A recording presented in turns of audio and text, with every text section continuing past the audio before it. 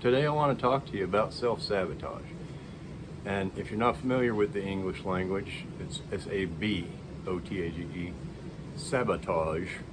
The things we do to ourselves that inflict harm or cause chaos, or on a lighter scale, even just hinder us from our goals. And the reason I want to talk to us about it is because nobody likes to talk about it.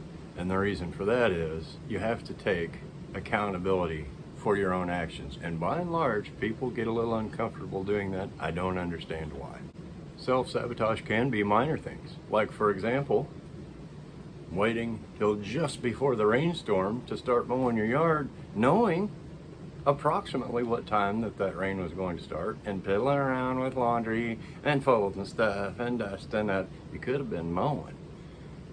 Or you can put it off and then you can wear it along with nature's finest. Anyway, those are minor things, but we do them all the time. Have you ever woken up a little bit late? Like, maybe you woke up on time, but you just laid there, I gotta start another, gotta go into the office or go to the job site. But you're just gonna lay there just for a minute, and stare at the ceiling and stretch because you're cozy in your little burrito that you wrapped yourself up in. And the time's ticking and ticking and ticking, and pretty soon, hey, I gotta get up. I gotta get going here. And you're hustling and bustling, and now you're speeding in a metal and fiberglass projectile surrounded by glass, cutting people off, being turd. Society can't stand you, but it's all about you. But you did that to yourself. If it was really important to you, wouldn't you just got out of bed when you're supposed to? Again, those are micro self-sabotages. But it says the sabotage is a word. There's nobody over here. I don't know why I'm looking that way. I don't know, and it doesn't matter. Point being, these little things, although they are little, can add up to a life of chaos. And we're seeing it now in the economy, especially with young people. And I don't want to bash on the young people. I'm just giving you the facts. The amount of young people I somewhat am associated with, not even friends, just that I know, and you can't afford to live, but they have brand new shoes, and they have DoorDash delivered, the most inefficient, non-economical way of getting food, plus the cost of delivery, plus a tip. You want to probably do that. That's kind of expected of you now. And next thing you know, you give them $45 for a handful of tacos. You could have made them at home, minimal effort. That's the part that I have a problem with. That's the self-sabotage. So you can't really then say, well, we can't afford to live. Well, how are we going to do? But they got, $4 coffee, and that's just $4, $7, what, for a singular cup of coffee. That isn't good for you anyway. That can lead into other self-sabotage. Everybody I ever know that's of an older age like myself that is a lifetime coffee drinker has some type of stomach problems, I believe, from the coffee. Probably ain't real good for you. Definitely ain't real good for you to start the day with that. But again, I'm as big a hypocrite as anybody. I pound soda. I don't drink coffee. Point being, the things that we do to ourselves, these little things, stack up. And they'll keep stacking up. And we can't afford to live, but I got a $1,400 iPhone that I'm making payments on. The phone I'm recording this on was quote unquote free because I signed up for the plan and asked about it. It's an iPhone. It does everything I need it to do. It's pretty small, but I want it small and because it fits in my pocket. Again, point being, we're going to finance a phone? Honestly? And you do whatever you want to do. That is your business, not mine. But then can we honestly complain? Well, we can't afford to live. Yeah. The cost of living has gone through the roof. It ain't no 3%, nothing. I mean, it's more like probably 35 to 40% in a rise in prices. We all know this. If you ever been to the store or ordered DoorDash, you know this. Ordered a pizza, you know this. How about that? How about pizza? It's Friday night, let's get a pizza. I'm a little tired. I don't really feel like cooking. But that's money. What is it? 25, 35, $45? I don't know how much pizza costs because I don't do pizza. But what is it? 35 bucks, let's say. And you could have made something at the house. You had the stuff anyway. You paid premium prices at the store for it. These are self-inflictions, self-sabotage. And as they get bigger, obviously the problems get bigger. And when you're looking at retirement, and I don't know if I can afford to retire.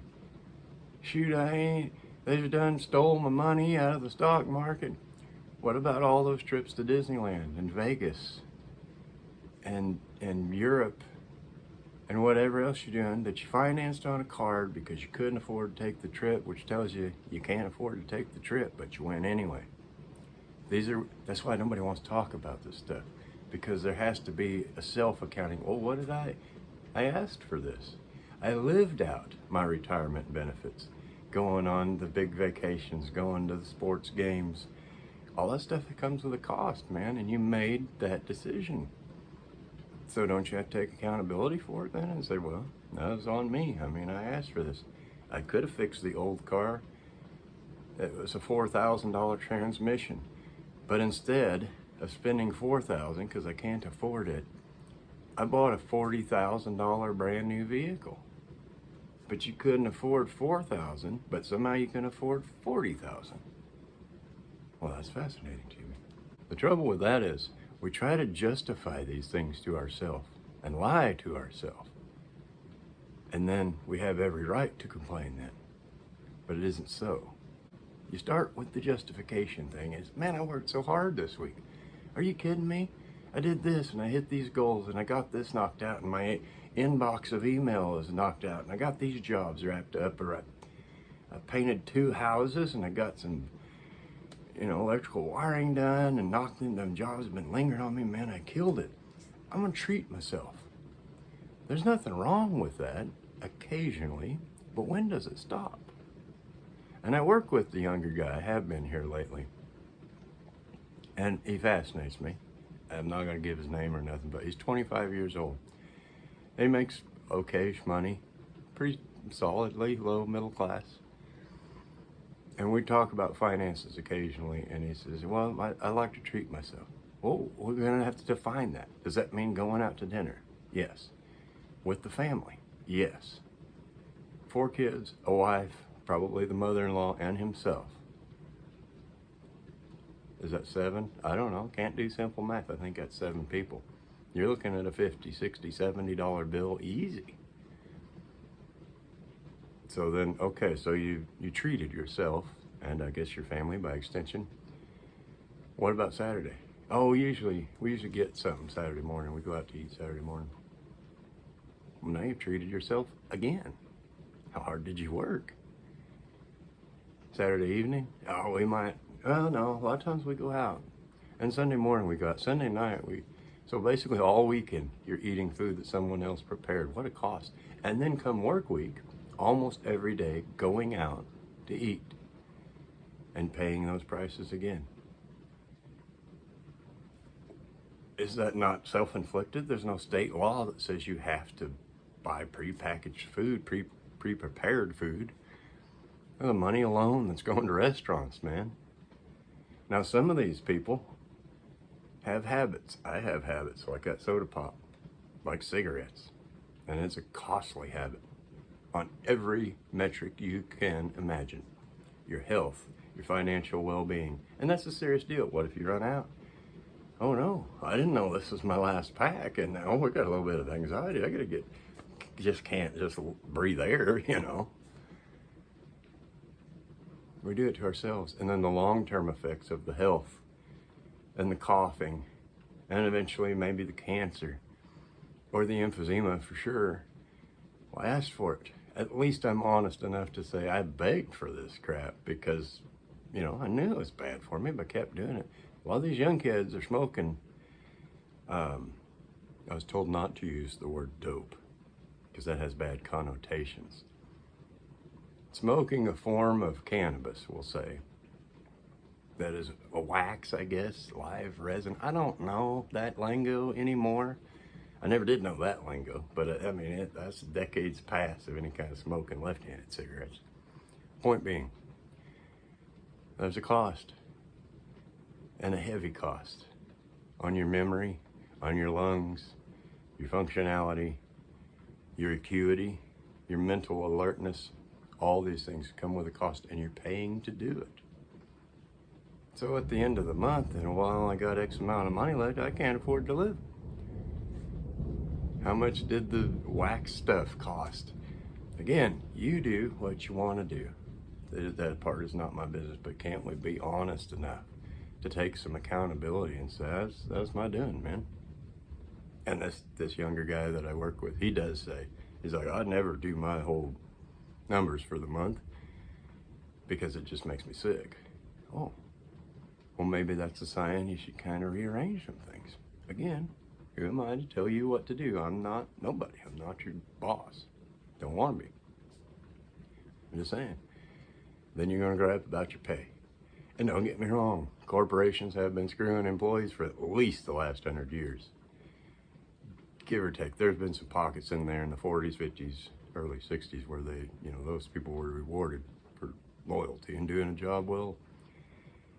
Lately, it's just a screw job. Just a screw job. They're paying these people now what I was making 15 years ago for the exact same jobs. So yes, the employers are screwing the employees. Of course they are. But the things that we do to ourselves, do we sit inside a room all day? And I cannot relate to this. I know people that have sat inside of a room on the Googlers, on the interwebs, watching freaking pornography, the most damaging thing you can absorb. I mean, it might be safer to be a crackhead. And probably not. I don't recommend that either. It's horrible. Why would you do that? And so you've sat inside all day. You haven't gotten any fresh air. You haven't seen daylight. You're in a room. It's everything's synthetic, including the crap you're viewing. Again, that's your business, but at the end of the day, I don't feel good, and I got a headache, and my eyes are killing me. I just need to lay down more indoors. And then the snowballs. And maybe you're hitting the pipe, and then you got no energy and no ambition. And so then you're going out to eat. And all these little things now have become a big thing because it's your life. It's your life that's going by, man. And you're missing it.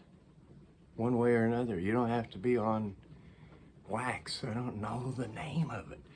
You don't have to be consuming the live resin to be missing out on your life. How much time is this phone costing you? There's nothing wrong with it. I enjoy YouTube. I like the platform. I don't dig the censorship crap.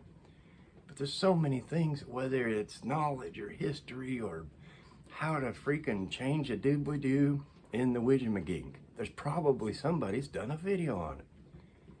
It's awesome, but you get down these rabbit holes, and pretty soon you go, my eyes are just hurting. Oh, it's 2 o'clock in the morning. I gotta get 3 hours sleep so I can get up in the morning. You did that to yourself. I do it to myself, but it's your life that's passing by. You dig what I'm saying, man? And that's your choice. It's your choice how you spend it. It's my choice how I spend it. But then do we have the right to complain? Well, I don't have time to do anything. I don't have time to get my lunch. I don't have time to mow my yard. I gotta mow out in the rain. How much time did I spend on YouTube this morning? It's at least an hour. Just gone.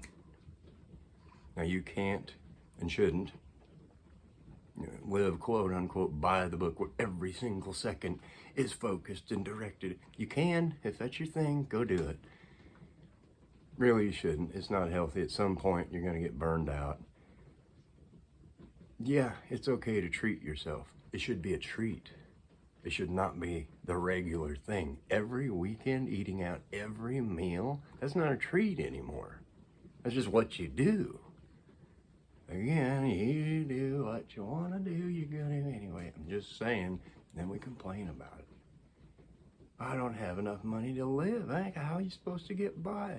Yeah, it's difficult. It's hard, especially the young people are being screwed royally with everything from rent prices to vehicle prices. But you don't have to sign on it, man. If you're young and you don't want to pay $1,500 for rent, then don't. Find another way, man.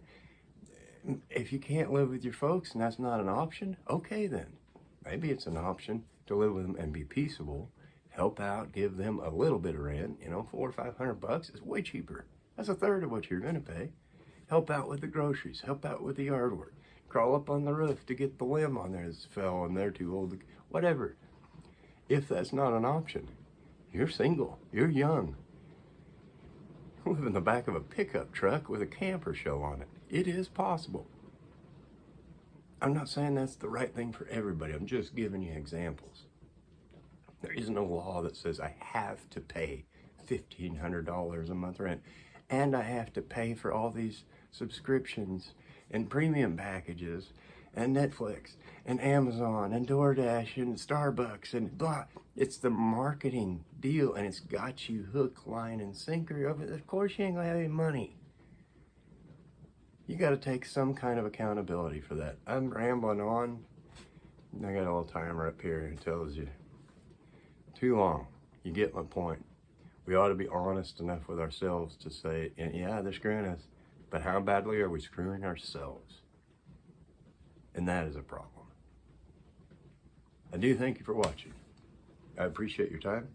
I will see you next time.